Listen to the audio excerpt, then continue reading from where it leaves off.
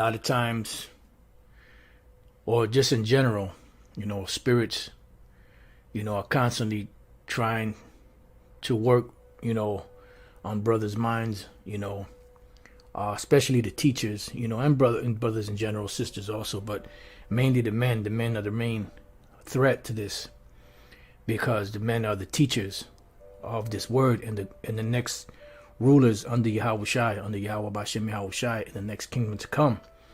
So these spirits know that the only power they really have is to plague or try to plague or distort or mess with brothers mentally. This is why it says that we wrestle not against flesh and blood, but against principalities, against spiritual wickedness in high places. And it could come by the form of them demons jumping on people to, mess with us. It could come in the form of them spirits jumping on your woman or your children or your family members to bother you. It could jump on your boss, people at work, things on a job, a job that you've done, 100 times.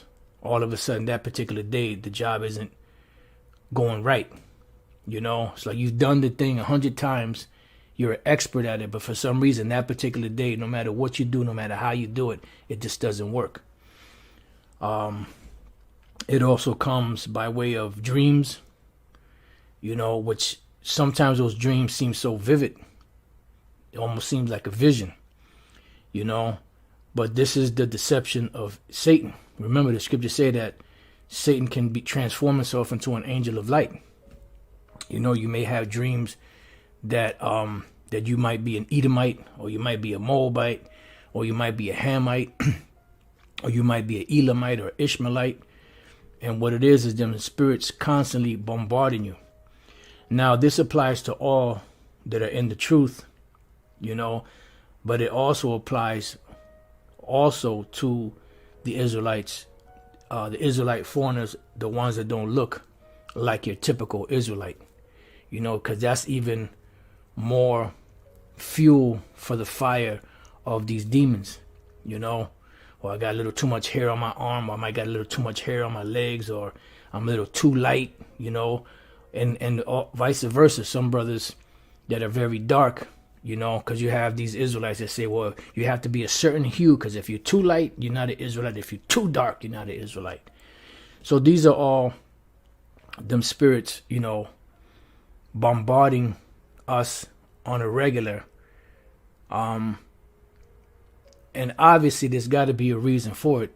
Obviously, either we just not right, or we pose a threat to these spirits and to this system that is set up under Esau's regime.